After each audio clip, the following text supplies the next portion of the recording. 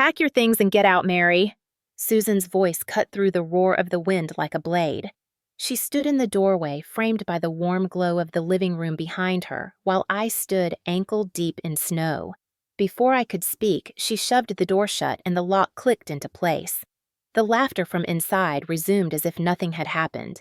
The blizzard swallowed me whole. I felt the sting of ice pellets on my cheeks, and the air burned in my throat with every breath. My gloves were thin and useless against the biting cold. Snow whipped sideways, swirling so thick I could barely see the porch steps. This was Minnesota in midwinter, and I knew what that meant. 10 minutes outside in these conditions and frostbite would set in. Any longer, and I might not make it back. My mind raced as I pounded on the door again. Susan had not done this out of anger in the moment. No, this was calculated. She had waited for the storm to hit. She had waited until she could use the weather to finish what she had started weeks ago when she began talking about how I was in the way. My heart thudded painfully under my coat. The cold was leeching my strength, and soon I would not be able to stand. My phone was in my coat pocket, but my fingers were so stiff I could barely curl them. I fumbled it out and stared at the screen through eyes blurred by wind and tears. There was one name I had been told to call if Susan ever crossed the line.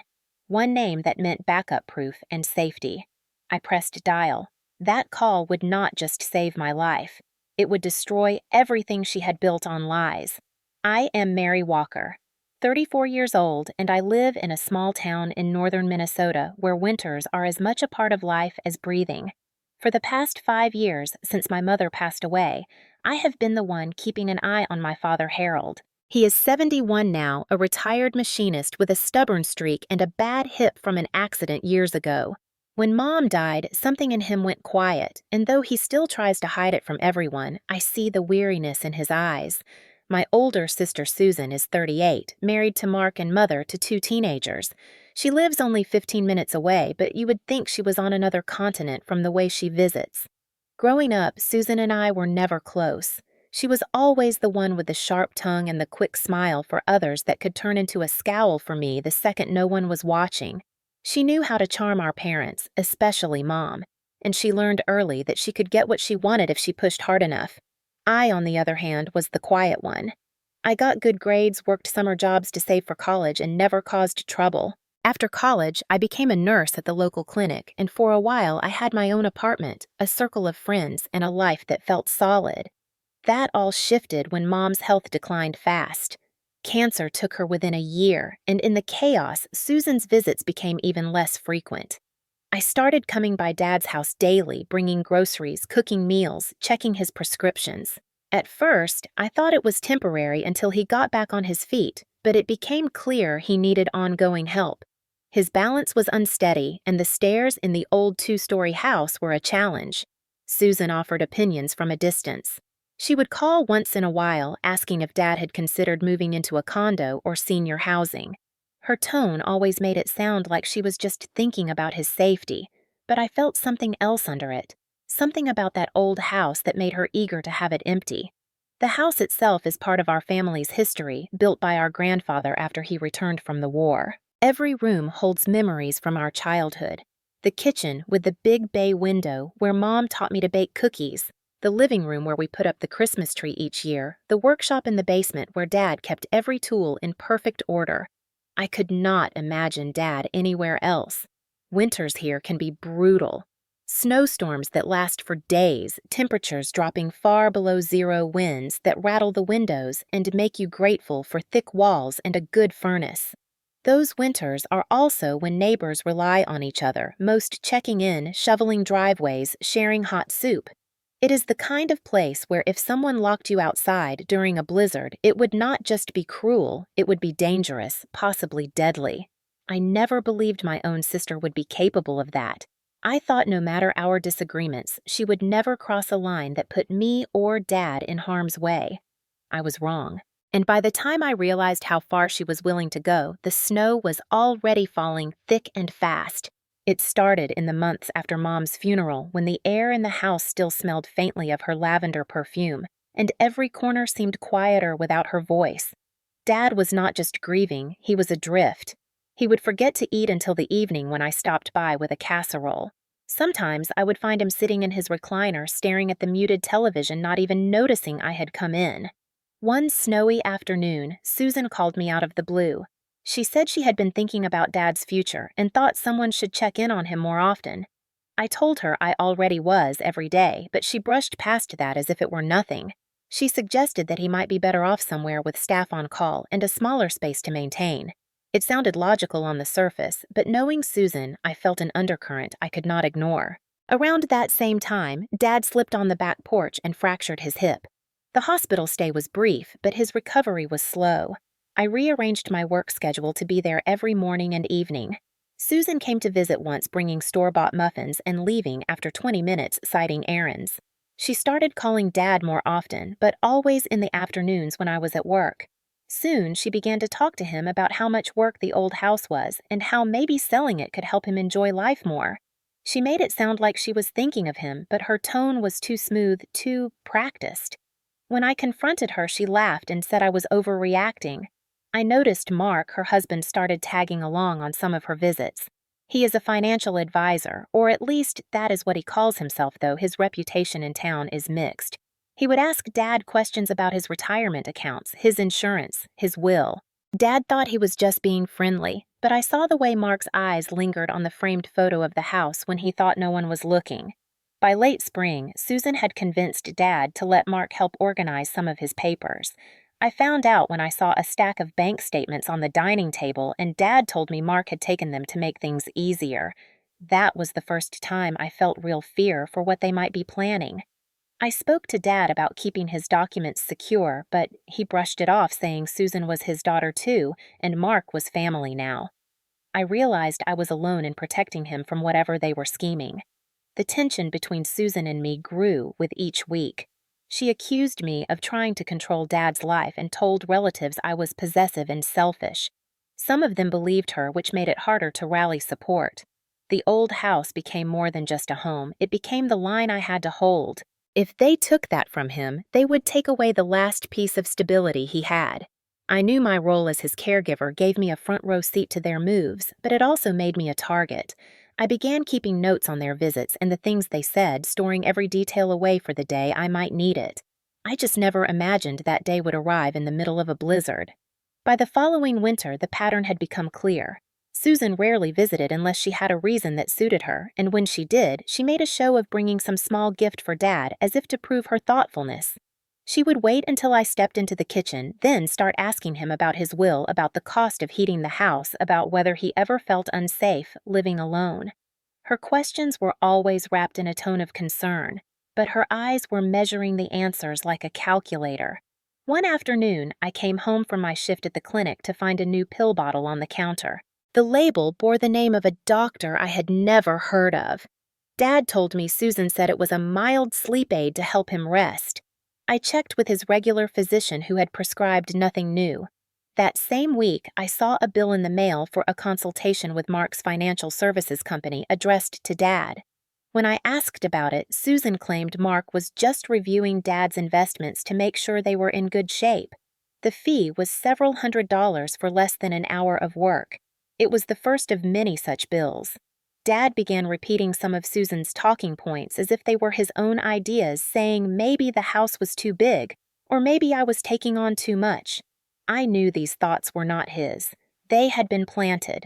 Susan started dropping by unannounced with Mark in tow, going through drawers in the guise of helping organize things.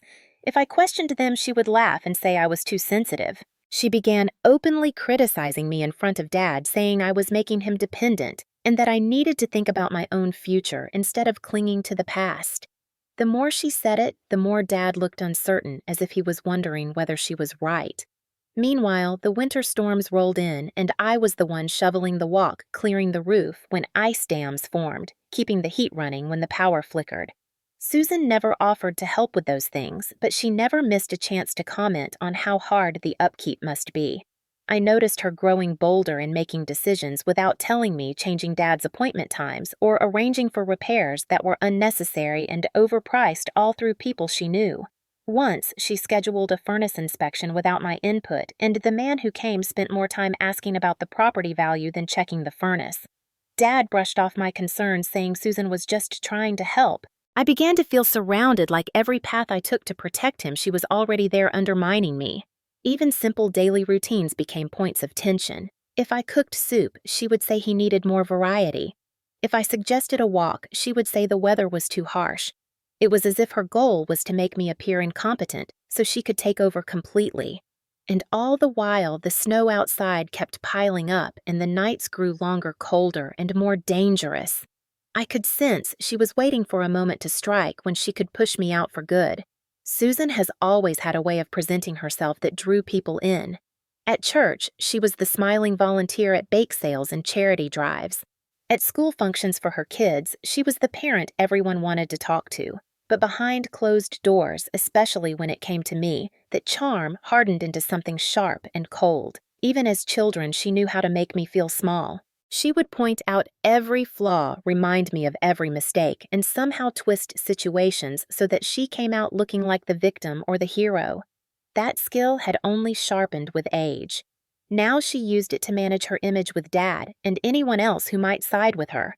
When she came to the house, she would greet Dad with exaggerated warmth, fussing over him, asking about his health, then slipping in comments about how tired I looked or how I might be overwhelmed.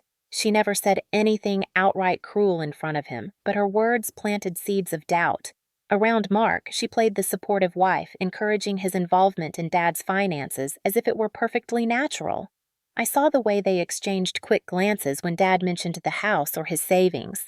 Mark rarely spoke much, but when he did, it was to suggest a financial strategy or to mention a client who had sold their big family home and moved into something easier. Susan began to act as though she was the authority on Dad's needs, even though I was the one managing his daily care.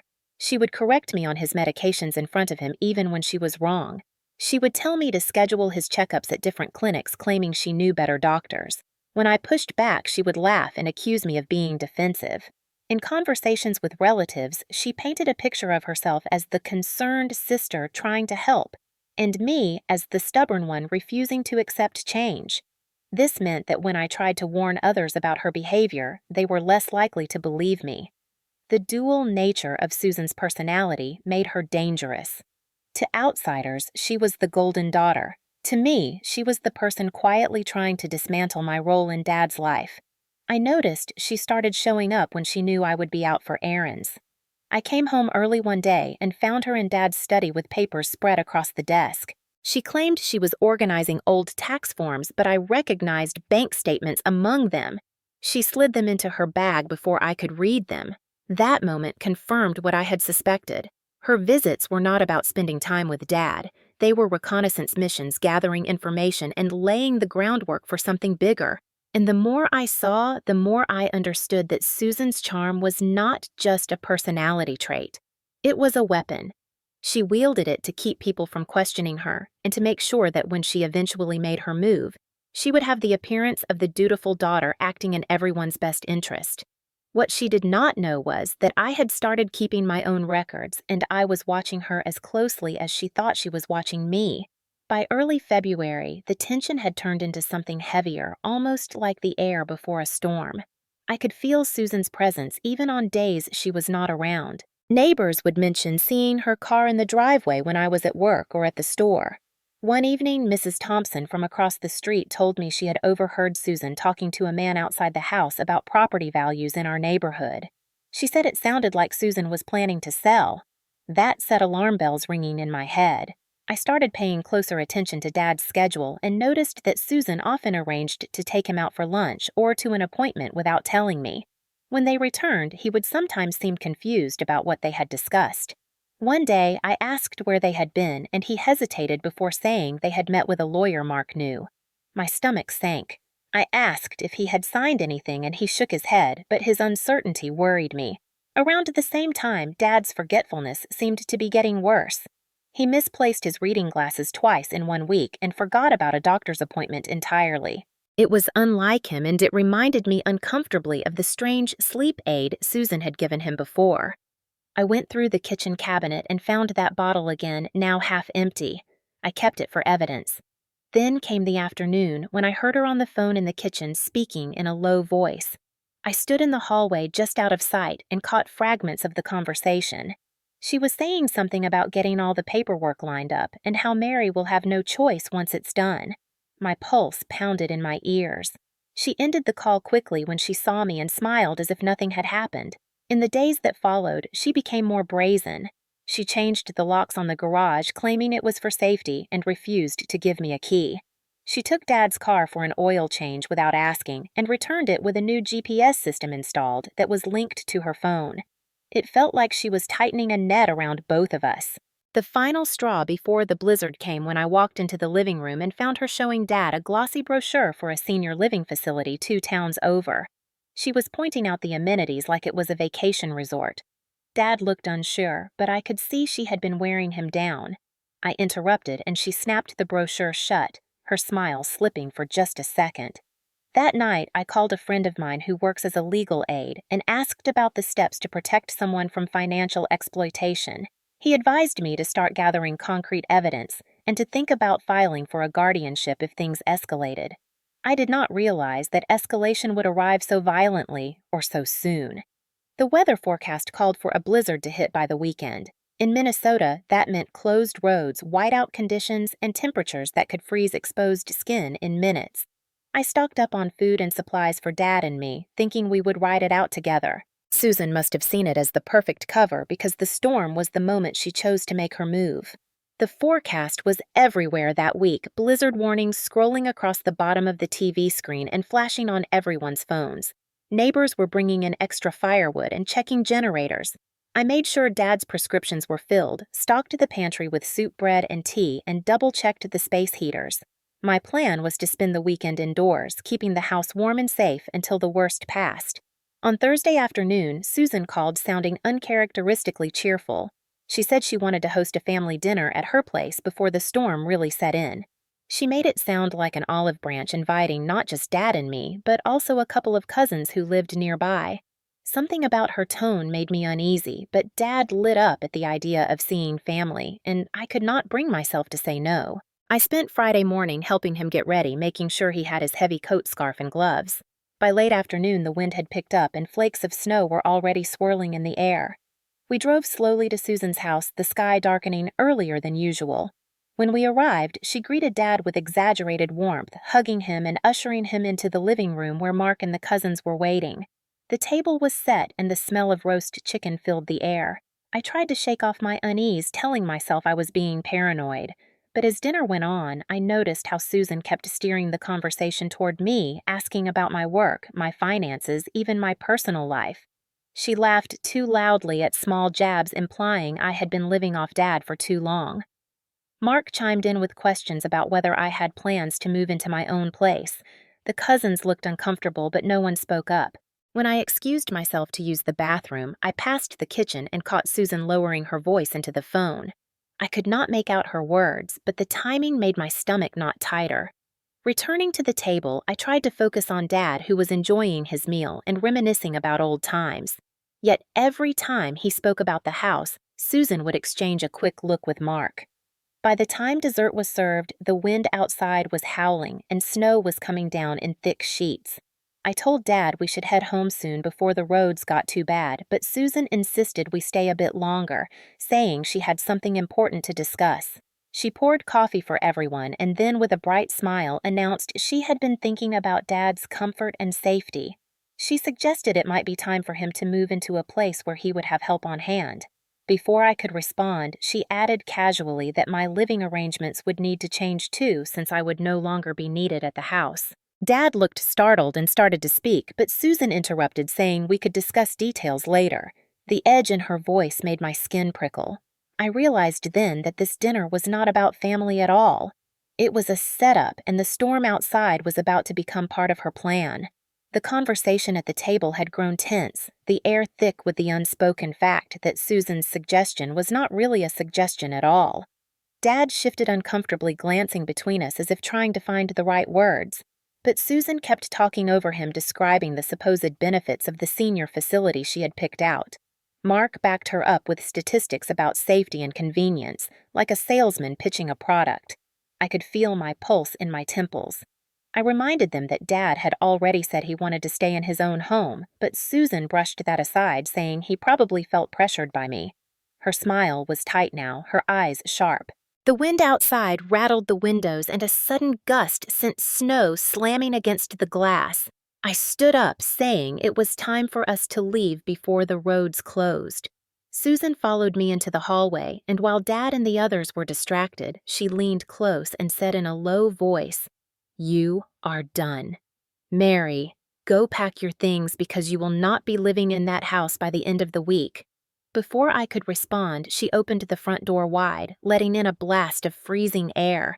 Without warning, she shoved me hard across the threshold. I stumbled onto the porch, my boots slipping on the slick surface. The door slammed behind me and the lock clicked. Through the small window, I saw her turn away. Her posture relaxed as if nothing had happened. The cold hit me like a wall, sucking the air from my lungs. Snow swirled so thick I could barely see the steps. I pounded on the door, shouting her name, but the wind drowned me out. My gloves were already damp, my fingers stiff. I knew I had minutes before the cold began to numb more than just my hands. The house loomed warm and unreachable behind me while the blizzard clawed at every inch of exposed skin. I realized with a sick certainty that this was no spur-of-the-moment cruelty. She had waited for this storm to make her move when no neighbor would see and no one could easily come to my aid. She wanted me out of the picture for good, and she was willing to let the weather finish the job. My heart pounded, not just from fear, but from anger. The snow was filling my boots now, the wet cold creeping up my legs. I tried the door one more time, but it did not budge. Somewhere inside, I thought I heard laughter. My phone was in my coat pocket, but my hands were shaking so badly I struggled to grip it. I forced my fingers to work pulling it free and staring at the glowing screen through a blur of wind and tears. I scrolled to the one name that meant help and protection and pressed dial. The ring cut through the storm in my ear, each tone a lifeline. I knew if they picked up, I had a chance not just to survive this night, but to end the game Susan had been playing for months. The call connected on the third ring, and Tom's voice came through steady and clear, even against the howling wind in my ears. "Mary, what's going on?" he asked, and I could hear the shift in his tone as the urgency in my voice registered. "Susan locked me out in the middle of the blizzard," I said, my teeth chattering uncontrollably, "and she will not let me back in." He did not waste time with disbelief. "Get somewhere safe now." "I am calling 911 and I will be there myself," he said. Tom was more than a friend from my college days. He was an attorney who specialized in elder law and had advised me quietly over the past few months when I started to suspect Susan's intentions. I could barely feel my fingers as I moved off the porch, trying to shield the phone from the snow. The streetlights were halos in the whiteout, and I knew wandering far could mean getting lost entirely. Tom told me to stay where I was, that emergency services were already en route, and that he would also alert Officer Daniels, a local policeman who owed him a favor. He asked if Dad was inside, and I told him yes with Mark and the cousins. His voice hardened. "Good, that means we will have witnesses."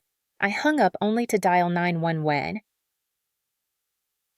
as he had instructed, repeating my location and the danger I was in. My words felt slow in my mouth, the cold seeping deeper into my core. The dispatcher kept me talking until I saw flashing lights faint through the snow. Relief warred with rage inside me. This was not going to be just about me freezing on a porch. This was the moment everything Susan had been scheming for would start to unravel. As the patrol car pulled up, I waved my arms, the officer rushing over to help me inside, where the heat blasted against my frozen skin. I told him I wanted to file a report for reckless endangerment and explained what had happened. He nodded grimly and said we would discuss it further inside the house. I followed him up the porch steps, my legs unsteady. The moment Susan opened the door, her face faltered at the sight of the uniform. Tom's car pulled in behind the patrol car, and he stepped out brushing snow from his coat, carrying a slim briefcase. His expression was calm, but his eyes were locked on Susan. I could see her calculating quickly, trying to regain her composure. "What is going on?" she asked, in a tone dripping with false concern. Tom spoke first, saying, We are here to address a very serious matter involving your treatment of your sister and your father. The officer added that there had been a call to emergency services about a person being locked outside in life-threatening conditions. Mark appeared behind her, his face tight. I stepped inside, and the warmth felt almost painful against my skin.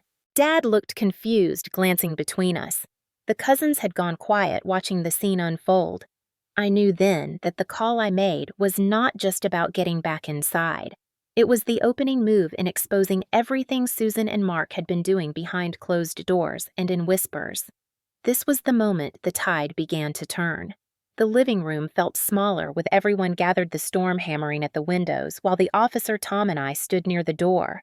Susan tried to keep her smile in place, but her fingers twisted together and her eyes darted toward Mark. I turned to Dad, speaking slowly so he could follow every word. Susan locked me outside in the blizzard.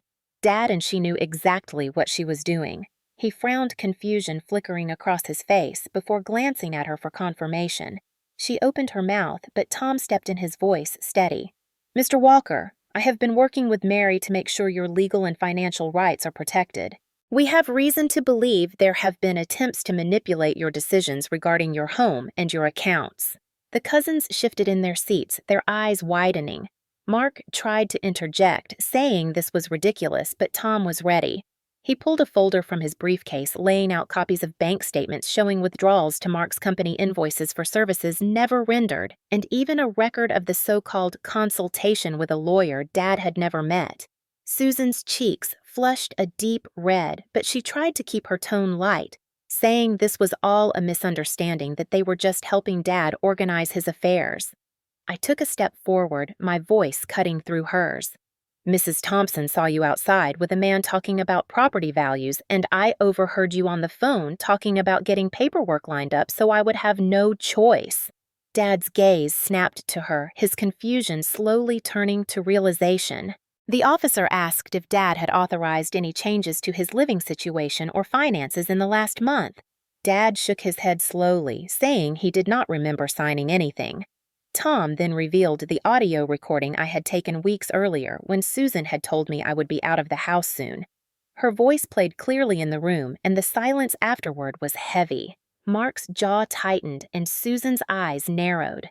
The officer informed them that financial exploitation of a vulnerable adult was a criminal offense in our state, and that given the weather conditions, locking someone outside could also be charged as reckless endangerment. Susan's smile vanished, replaced by a cold glare. "You are blowing this out of proportion," she hissed. The cousins exchanged glances, clearly disturbed by what they were hearing. Dad's voice was quiet but firm when he said, "Susan, I trusted you." I watched her swallow hard as the balance in the room shifted. The image she had worked so hard to maintain was cracking, and she knew it. Tom explained that steps were already in motion to secure Dad's assets and prevent any unauthorized transactions. He placed a document on the table showing that Dad had signed a new durable power of attorney naming me as his representative just days before. That detail seemed to knock the last bit of confidence out of her. She looked at Mark, but he offered nothing, only a tight shake of his head. Outside, the wind howled, but inside, the storm was turning in my favor. The years of her quiet undermining the calculated charm, the manipulation of Dad's trust were unraveling in front of everyone, and for the first time since Mom died, I felt like the truth was finally on my side.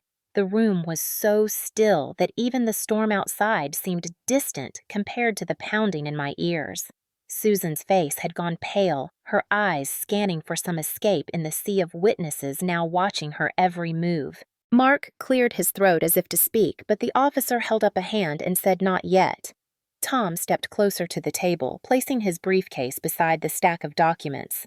"Mr. Walker," he said directly to Dad, "these papers show that Mary is now your legal representative for both health and financial matters. This was executed while you were in full possession of your faculties and witnessed appropriately. Any previous authorizations you may have given to others are void." Susan's head snapped toward him, but before she could object, the officer informed her that any attempt to interfere with these arrangements could be grounds for arrest. Mark muttered something about overreach, but Tom countered calmly that multiple charges were already on the table, including reckless endangerment fraud and financial exploitation of a vulnerable adult. The cousins shifted uneasily, clearly realizing they had been invited under false pretenses. Dad's hands gripped the arms of his chair, and for the first time in months, his voice carried weight when he said, "I am staying in my home. Mary has taken care of me when no one else would, and that is the end of the discussion." Susan's lips parted, but nothing came out. The officer told her she would need to answer some questions down at the station about the night's events. That was when the doorbell rang again, and Officer Daniels stepped in, brushing snow from his uniform, carrying a small evidence bag. "Found this in the trash outside," he said, holding up the half-empty bottle of unprescribed sleep aids. Recognition flickered in Dad's eyes as Tom explained that altering medication without consent is a criminal act. Susan's shoulders slumped and her carefully composed image crumbled entirely. She turned to Mark, but he was already standing apart from her as if to distance himself. The officer told her to gather any personal items she had in Dad's home, because she would not be returning without legal clearance. Her glare toward me was pure venom, but I met it without flinching. As she left the room, flanked by the officers, the warmth of the house seemed to return inch by inch. Tom sat with Dad going over the immediate steps we would take to secure the property and notify the bank. The cousins offered awkward apologies before making a quick exit, clearly shaken by what they had witnessed. When the front door closed behind them, it was just Dad, Tom, and me in the quiet living room with the hum of the furnace and the storm still raging beyond the walls. Dad reached for my hand, his skin warm against mine. "I am sorry," he said simply. I shook my head, telling him he had nothing to apologize for. What mattered was that he was safe and that the house was still his. Tom promised to handle the legal proceedings and keep me updated. I knew the fight was not over, but the ground had shifted in my favor. Susan had made her move and failed, and now the law was watching. That one call in the freezing dark had not only saved my life, but had stopped her plan in its tracks, and I could feel the first real breath of relief I had taken in months. In the days that followed the blizzard, the town seemed to buzz with the story of what had happened at Susan's house. News travels fast in a place like ours, and the combination of a life-threatening storm and family betrayal was enough to make it the main topic at the diner and post office. The police report was filed that very night, and by Monday, the county prosecutor had confirmed that charges would be pursued against Susan for reckless endangerment, financial exploitation, and unlawful interference in medical care. Mark was named in the investigation for his role in the questionable transactions and for facilitating meetings with lawyers and advisors without Dad's informed consent. The bank froze any accounts that had shown unusual activity and returned the most recent withdrawals to Dad's control. Tom helped me change the locks at Dad's house and notified the utilities and insurance companies that any changes required my approval as his legal representative. The half-empty bottle of unprescribed medication was sent to the state lab for testing, and the results came back showing substances that could cause confusion and drowsiness when taken regularly. That report became part of the criminal case. Susan moved in temporarily with a friend in another county and was ordered by the court to have no contact with Dad or me until the case concluded. For Dad, the change was almost immediate. Within a week of being back on his proper medication schedule, he was more alert and his appetite returned. He began walking with me to the end of the street each morning to get some fresh air bundled in his coat and scarf. The tension that had settled into the house over the past year seemed to lift. Neighbors who had quietly suspected something was wrong began stopping by with casseroles and offers to help shovel the driveway. Mrs. Thompson came over one afternoon to say she was sorry she had not spoken up sooner about what she had overheard. I told her the important thing was that she had told me now and that her statement had been valuable to the investigation. Mark tried to contact me once through a mutual acquaintance to suggest we work something out quietly, but I refused and informed Tom. That message was added to the growing pile of evidence. The cousins who had been at the dinner each gave their accounts to the police, confirming that Susan had made comments about me not being needed anymore at Dad's house. As winter gave way to early spring, the legal proceedings moved forward. Susan's attorney tried to negotiate a plea deal that would reduce the charges, but the prosecutor insisted on a public acknowledgement of wrongdoing. In the meantime, Dad and I began to settle into a new routine without the constant shadow of her interference. We cooked meals together, watched old westerns in the evening, and even started sorting through Mom's photo albums, something he had avoided since her death. I could see the relief in his face each night as we locked the doors, knowing the only people inside were those who truly cared about him. The storm had passed both outside and within our home, but the memory of standing in that blizzard would stay with me as a reminder of how close we had come to losing not just the house, but our peace. 3 months after the night Susan locked me out in the blizzard, the snow had melted away, leaving behind the wet, earthy scent of spring and the first shoots of green in Dad's yard. The case against her had moved through the courts with more speed than I expected. Faced with the recordings, the bank records the testimony of neighbors and cousins and the lab results from the medication she chose to plead guilty to a reduced set of charges. The plea still carried a sentence of probation, a substantial fine restitution to Dad, and a permanent restraining order that barred her from contacting him or me. Mark reached his own agreement with the prosecutor, surrendering his financial advisor's license and paying back every cent taken from Dad's accounts. Their names were whispered in town now, not with admiration, but with the sharp edge of disapproval. For Dad, the transformation over those months was remarkable. With the threat removed and his health managed properly, he regained energy and clarity I had feared were lost forever. He took pride again in small routines, brewing his morning coffee, feeding the birds in the backyard, greeting the mail carrier. Some afternoons we would walk down to the park where he would sit on a bench watching children play and talk about Mom. One day in late April, we tackled a project we had both been putting off since her passing. We went through the attic sorting boxes of her belongings, deciding what to keep and what to donate. It was bittersweet, but it felt like a step toward healing. I kept the photo albums and her recipe cards written in her looping handwriting. Dad insisted I take the quilt she had made during her last winter. Sitting together under that quilt later that night, he told me quietly, "You saved me, Mary. Not just from them, but from giving up." His words stayed with me. The house felt different now, lighter, as if the walls themselves had been holding their breath and could finally exhale. Friends and neighbors who had kept a distance during the tension with Susan began visiting again. We hosted Sunday lunches where laughter replaced the wary silence that had once hung over our table. And though part of me still carried the hurt of my sister's betrayal, I chose to focus on the people who stood with us when it mattered. Tom remained a steady presence, stopping by for coffee and updates on the case until everything was resolved. Officer Daniels checked in from time to time, reminding me to call if there was ever any hint of trouble. I learned something vital from all of it. Family is not defined solely by blood, but by those who protect and respect you even when it is hard. Love is not passive. It requires paying attention, asking questions, and stepping in when something feels wrong. If I had ignored my instincts, if I had let the fear of conflict keep me quiet, Susan's plan might have succeeded, and the cost would have been more than losing the house. It would have meant losing Dad's trust, and perhaps even his life. Now, when I stand on the porch watching the sunset over our quiet street, I think about that night in the blizzard. I remember the cold, the fear, and the desperate ring of the phone in my hand. And I remember how that one call turned the tide. It saved my life. It saved Dad's home, and it proved that standing up for what is right is worth every ounce of courage it takes.